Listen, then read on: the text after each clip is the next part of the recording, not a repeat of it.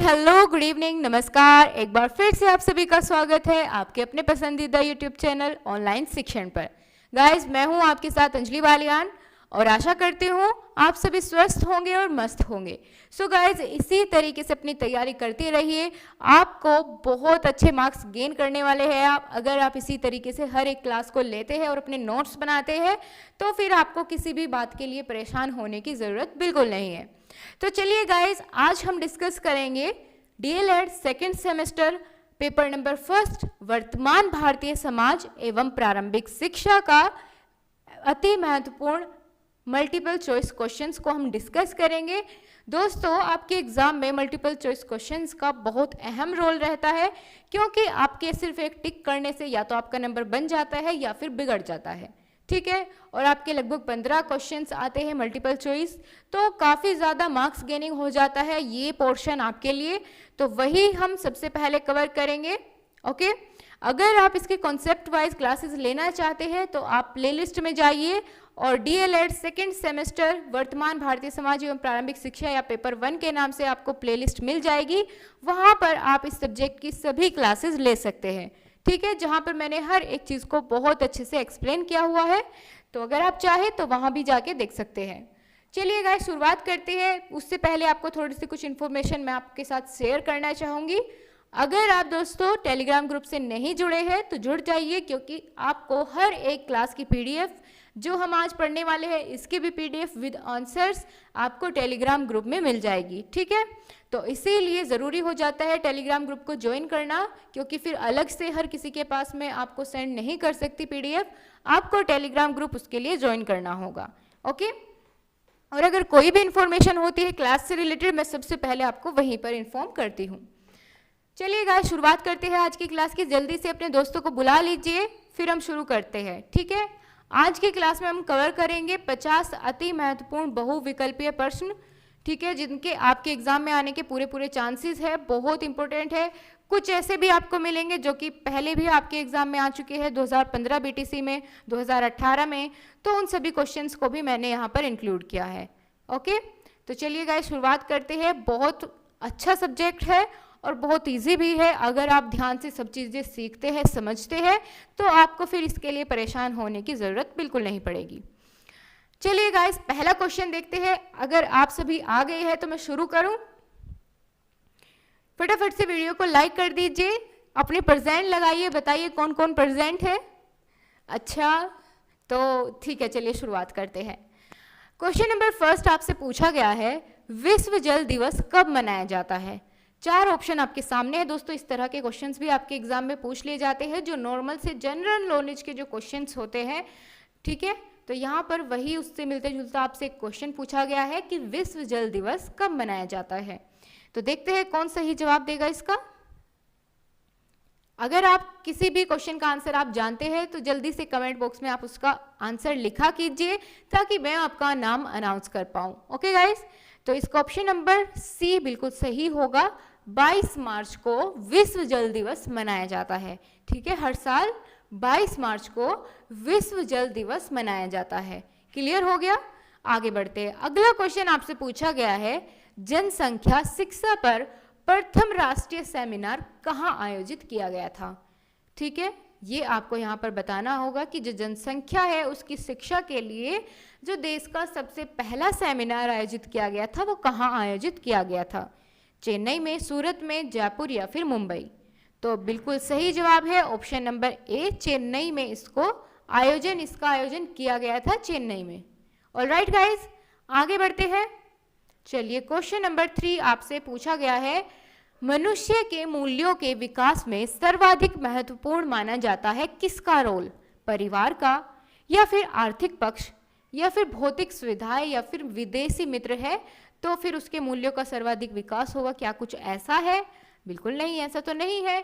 तो सबसे ज़्यादा महत्वपूर्ण माना जाता है उसके परिवार की भूमिका सबसे ज़्यादा होती है किसी भी मनुष्य के मूल्यों का विकास करने में, ठीक है। जैसा उसका परिवार होगा ऐसा ही उस व्यक्ति का भी आचरण होगा, ऐसा ही उसके मूल्य होंगे, उसका विकास उसी तरीके से होगा। ओके गाइज जो पीडीएफ आपके सामने है इसके लगभग 10 क्वेश्चन मैं पहले एक वीडियो में कवर करा चुकी हूँ। हालांकि वो एक टेस्टिंग थी कि मैं लाइव सही से आ पा रही हूँ क्या नहीं, तो उसमें मैंने आपको 10 से 15 क्वेश्चन लगभग कराए थे, तो इसीलिए मैं उसको फिर दोबारा से एक्सप्लेन करने के लिए अच्छे से मैं उसको दोबारा कवर करा रही हूँ। ठीक है, तो शुरुआत के 10 क्वेश्चन मैं आपको पहले भी करा चुकी हूँ। अगर आपने वीडियो नहीं देखा है तो कोई बात नहीं, आपका अब कवर हो जाएगा। अगला क्वेश्चन है, अध्यापक द्वारा राष्ट्रीय सद्भावना का विकास छात्रों में किसके द्वारा किया जा सकता है? बताइए, किताबों को पढ़कर किया जा सकता है राष्ट्रीय सद्भावना का विकास, या समझाकर किया जा सकता है, या स्वयं बड़े लोगों द्वारा इस पर अमल करने से राष्ट्रीय सद्भावना का विकास छात्रों में किया जा सकता है, या फिर दंड देकर?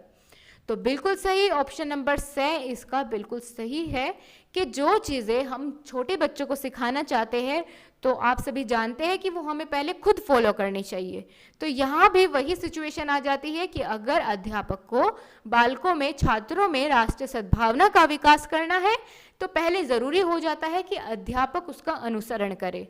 ठीक है, तभी बच्चे भी उसका अनुसरण करेंगे। अगला क्वेश्चन देखते हैं, प्लेटो समर्थक था किसका? ज्ञान पर आधारित शिक्षा का, या शारीरिक शिक्षा पर आधारित शिक्षा का, समाज आधारित शिक्षा का, या तर्क पर आधारित शिक्षा का? ये आपको इसका आंसर देना होगा। दोस्तों आप बहुत अच्छी कोशिश कर रहे हैं, बिल्कुल सही जवाब आपने दिया, ऑप्शन नंबर ए इसका बिल्कुल सही है। ज्ञान पर आधारित जो शिक्षा होती है प्लेटो ने उसी का समर्थन हमेशा से किया है। आगे बात कर लेते हैं। अगला क्वेश्चन है, वैदिक कालीन शिक्षा किस जीवन दर्शन पर आधारित थी? तो प्रकृतिवाद पर आधारित थी, या फिर आदर्शवाद पर आधारित थी, या समाजवाद पर आधारित थी, या फिर व्यवहारवाद पर आधारित थी? वैदिक कालीन शिक्षा की बात की गई है, बहुत अच्छे से मैंने आपको ये टॉपिक एक्सप्लेन किया है, वैदिक कालीन शिक्षा। तो जिसने भी वो क्लास ली है आप बहुत अच्छे से इसका आंसर कर पाएंगे, और आशा करती हूँ आप सभी ने वो क्लास ली होगी। ठीक है, उसी में दोस्तों कॉन्सेप्ट होता है, जो आपकी डिटेल्ड क्लास में आपकी लेती हूँ उसी में आपका बिल्कुल कॉन्सेप्ट क्लियर करा के ही छोड़ती हूँ। तो इसका ऑप्शन नंबर बी जिसने भी बताया है, वेरी गुड, बहुत सही से आपने इसका आंसर दिया है। अगले क्वेश्चन की तरफ बढ़ते हैं, मदरसे का संबंध था किससे? धार्मिक शिक्षा, प्राथमिक शिक्षा, या माध्यमिक शिक्षा, या फिर उच्च शिक्षा से? ठीक है, आपको यहाँ पर बताना है। तो मदरसे में दोस्तों आपने देखा होगा छोटे बच्चे पढ़ते हैं। ठीक है, तो प्राथमिक शिक्षा से संबंध होता है मदरसे का। आगे बात करते हैं, वैदिक शिक्षा का प्रमुख संस्कार था कौन सा? वैदिक शिक्षा भी बहुत अच्छे से आपको एक्सप्लेन की गई है। उपनयन संस्कार, या उपसंपदा, परबज्जा, या बिस्मिल्लाह संस्कार? कौन सा होगा सही जवाब? ऑप्शन नंबर ए बिल्कुल सही है आपका, उपनयन संस्कार। ठीक है, वैदिक शिक्षा का प्रमुख संस्कार क्या था? उपनयन संस्कार था। दोस्तों वेरी शॉर्ट में भी आपसे क्वेश्चन पूछा जा सकता है, बहुत इंपॉर्टेंट है। ठीक है, तो आप इसको हमेशा के लिए याद रखना। आगे बढ़ते हैं, अगला क्वेश्चन आपसे पूछा गया है, प्राचीन कालीन जो उच्च शिक्षा थी वो कहाँ प्रदान की जाती थी? घर परिवार में, नदियों के किनारे, मठों में, या फिर राष्ट्रकुलों में? तो राष्ट्रकुलों में प्रोवाइड की जाती थी। जो हायर लैंग्वेजेस थी या हायर एजुकेशन थी उसको कहाँ प्रोवाइड करते थे? राष्ट्रकुलों में प्रोवाइड की जाती थी। ओके, चलिए अगला क्वेश्चन देखते हैं, क्वेश्चन नंबर 10। वुड का आज्ञा पत्र प्रकाशित हुआ था कब?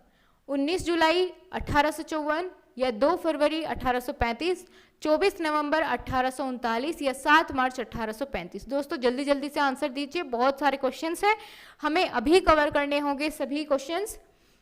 ठीक है, तो ऑप्शन नंबर ए बिल्कुल इज द राइट आंसर, आपने बिल्कुल सही जवाब दिया है। 19 जुलाई 1854 में प्रकाशित किया गया था वुड का आज्ञा पत्र। ठीक है, जिसको क्या कहा जाता था? मैग्ना कार्टा भी कहा जाता था शिक्षा का। तो आपसे वेरी शॉर्ट में भी यहाँ से क्वेश्चन आपका लिए बन सकता है, और आप देख सकते हैं यहाँ पर 2017 और 18 दोनों बैच में क्वेश्चन रिपीट हुआ है। अगला क्वेश्चन है, राधा कृष्णन आयोग की संस्तुतियां संबंधित थी उच्च शिक्षा से, माध्यमिक, प्राथमिक, या फिर तकनीकी शिक्षा से? जल्दी आंसर दीजिए अपना, बहुत कम समय आपके पास होता है एक क्वेश्चन का ऑप्शन चुनने के लिए। तो ये होगा उच्च शिक्षा से संबंधित। ठीक है गाइस, तो आगे बात कर लेते हैं, विश्वविद्यालय शिक्षा आयोग के अध्यक्ष कौन थे? सही ऑप्शन आपको इनमें से बिल्कुल चुनना होगा। तो option number C is the right answer. Doctor S Radhakrishnan शिक्षा आयोग के अध्यक्ष थे। ठीक है, अगला क्वेश्चन आपके लिए है, परिवार शिक्षा का सर्वोत्तम साधन है, बालक का प्रथम विद्यालय है, यह कथन किसका है? कि जो परिवार होता है वो शिक्षा का सर्वोत्तम स्थान है और बालक का प्रथम विद्यालय भी उसका परिवार है। तो ये कथन किसका है, यहाँ पर आपसे यही पूछा गया है। तो इसका ऑप्शन नंबर बी यानी पेस्ट्रोलॉजी इज द राइट आंसर। पेस्ट्रोलॉजी के द्वारा ये बात कही गई है। ओके, आगे बढ़ते हैं। अगला क्वेश्चन आपसे पूछा गया है, संगमरमर के पत्थर का जो महत्व मूर्तिकार के लिए है वही महत्व आत्मा के लिए शिक्षा का है, ये बात किसने कही? तो इसका ऑप्शन नंबर बी बिल्कुल सही हो जाएगा। एडिसन ने ये बात कही है कि जो संगमरमर का पत्थर होता है उसका जो महत्व मूर्तिकार के लिए होता है, आत्मा का वही महत्व शिक्षा का है। ठीक है, आत्मा के लिए शिक्षा का वही महत्व होता है, जैसे संगमरमर पत्थर का महत्व होता है एक मूर्तिकार के लिए। अगला क्वेश्चन देखते हैं, वर्तमान समय में शिक्षा का कौन सा रूप प्रचलित है? औपचारिक, अनौपचारिक या फिर उपरोक्त तीनों या फिर निरौपचारिक? यहाँ पर आपको सही ऑप्शन चुनना होगा। ठीक है, तो option number D is the right answer. उपरोक्त तीनों, औपचारिक, अनौपचारिक और निरौपचारिक सभी प्रकार की शिक्षा वर्तमान रूप में प्रचलित है। ऑलराइट गाइज, आगे बढ़ लेते हैं। आगे पूछा गया है आपसे, निम्नलिखित में से शिक्षा के औपचारिक साधन कौन नहीं है? विद्यालय एक औपचारिक साधन है, सभी जानते हैं। पुस्तकालय भी एक औपचारिक साधन है। परिवार औपचारिक साधन नहीं है। तो आपसे यही पूछा गया है औपचारिक साधन कौन सा नहीं है, तो आप कौन सा टिक लगाएंगे? ऑप्शन नंबर सी, परिवार। यह एक अनौपचारिक साधन है, औपचारिक साधन नहीं है। ऑलराइट, आगे बढ़ते हैं। निम्न में से अनौपचारिक साधन कौन कौन है? यहाँ पर आपसे पूछा गया है कौन है, ऊपर पूछा गया था कौन नहीं है, तो वही आपको चुनना होगा। परिवार समुदाय, धर्म समुदाय या फिर राज्य, चलचित्र, टीवी या फिर उपरोक्त सभी? तो option number D is the right answer.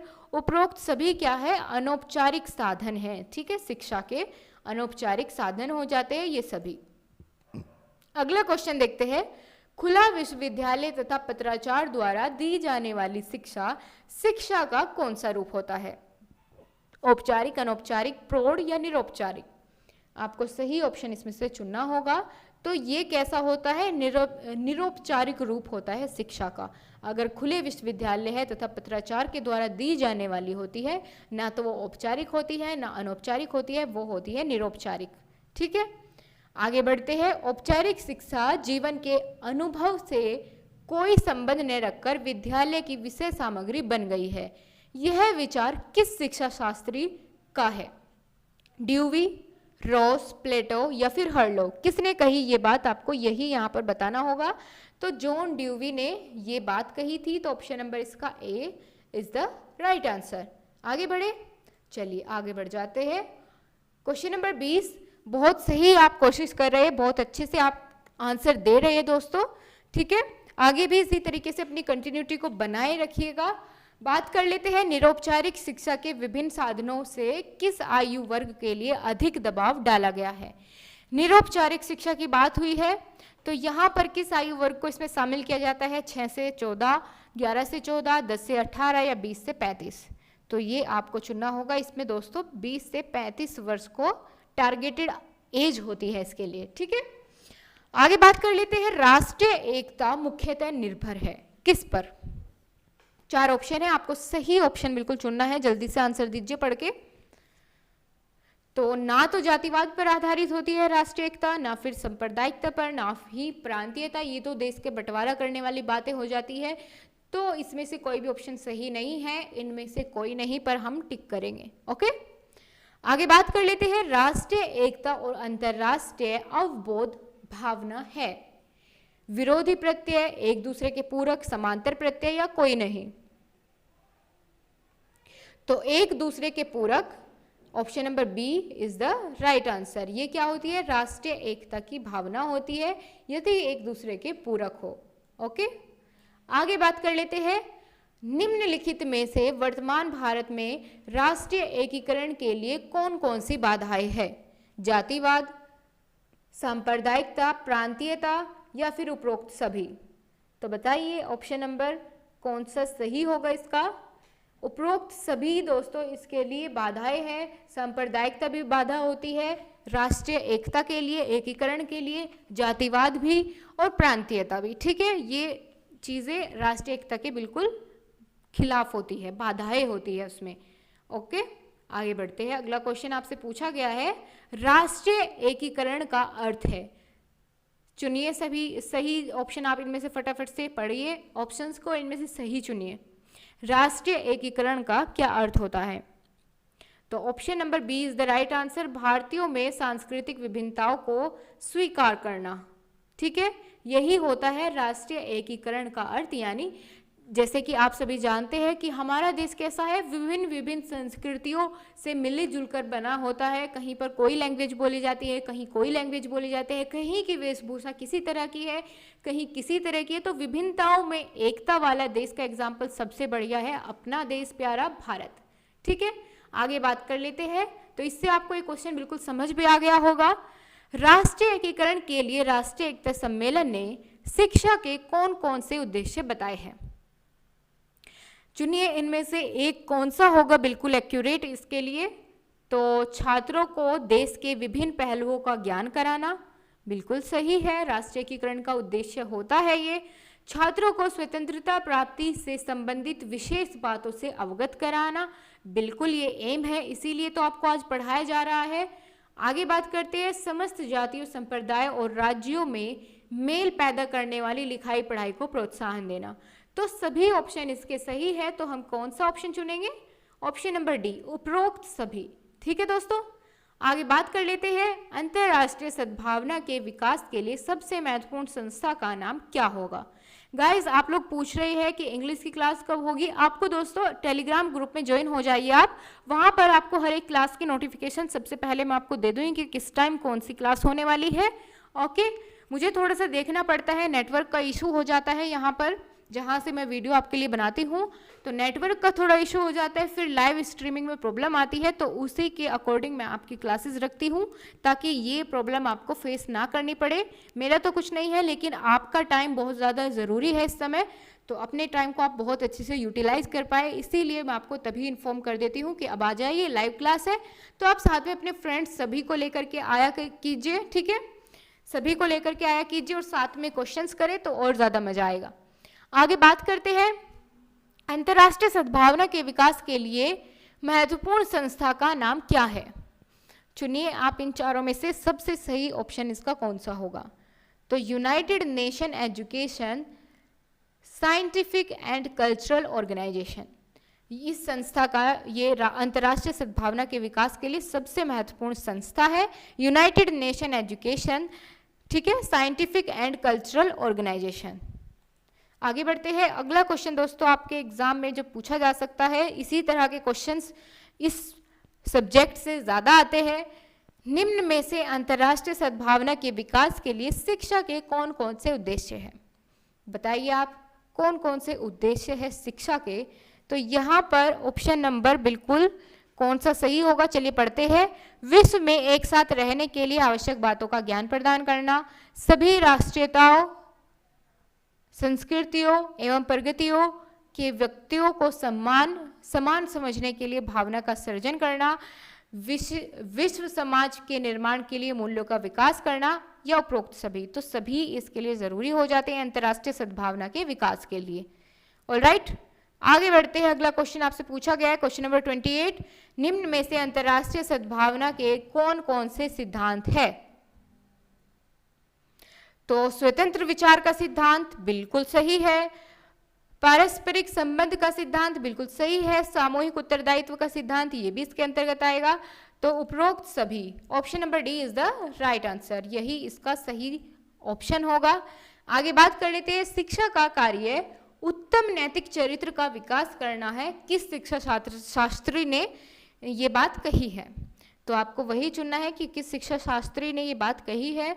तो ये दोस्तों कही है हर्बर्ट महोदय ने, ठीक है, हर्बर्ट महोदय के द्वारा कही गई ये बात है कि शिक्षा का कार्य उत्तम नैतिक चरित्र का विकास करना होता है। आगे बात कर लेते हैं क्वेश्चन नंबर 30। शिक्षा अर्थपूर्ण एवं नैतिक प्रक्रिया है, अतः वह कल्पना नहीं की जा सकती कि वह उद्देश्य विहीन है। किस शिक्षा शास्त्री ने ये बात कही थी? बहुत इंपॉर्टेंट क्वेश्चन है। इसी तरह के क्वेश्चन आपसे ज़्यादातर पूछे जाते हैं कि ये वाक्य किसने कहा है, तो इसका हो जाएगा रिवलिन। ठीक है, रिवलिन इसका सही जवाब हो जाएगा। आगे बात करते हैं, मेरा उद्देश्य बालक के मस्तिष्क को ज्ञान से सजाना नहीं है, वरन उसे यह भी सिखाना है कि वह जब भी आवश्यक हो ज्ञान का प्रयोग कर सके। किस शिक्षा शास्त्री ने ये बात कही है?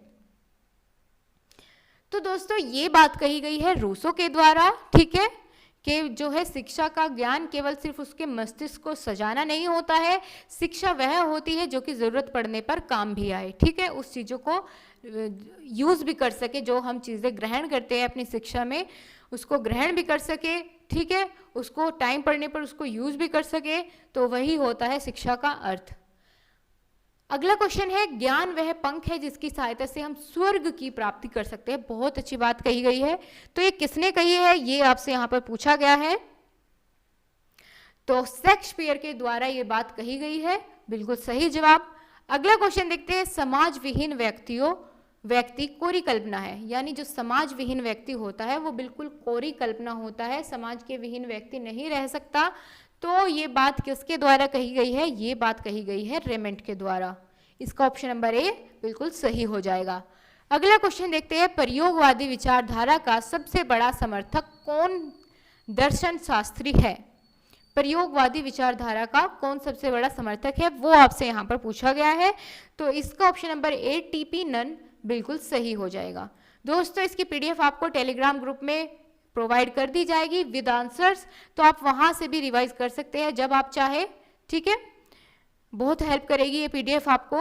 आगे बात कर लेते हैं, यह कथन किसका है? जो बात मेरे उद्देश्य को पूरी करती है, मेरी इच्छाओं को संतुष्ट करती है और मेरे जीवन का विकास करती है। ये किसकी विचारधारा है आपसे पूछा गया है। ठीक है, तो इसका हो जाएगा ऑप्शन नंबर ए, मानवतावादी की विचारधारा है। ये बिल्कुल सही ऑप्शन हो जाएगा, मानवतावादी।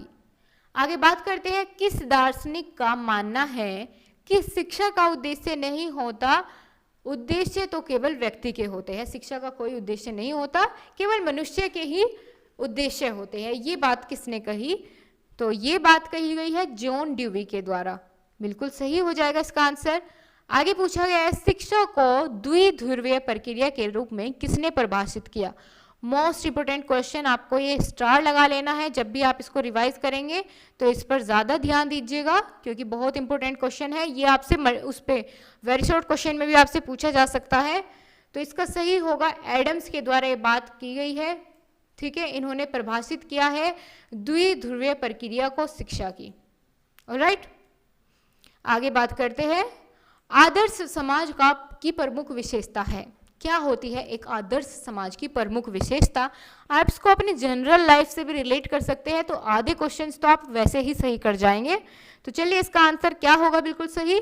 इसका होगा दोस्तों साक्षरता। अगर समाज साक्षर है तो वो समाज कैसा कहलाएगा? आदर्श समाज कहलाएगा। यही इसकी प्रमुख विशेषता होती है। आगे बात करते हैं, बच्चे के सामाजिकरण का आद्य व्यक्ति है क्या? शिक्षक, माता पिता या धर्मोपदेश?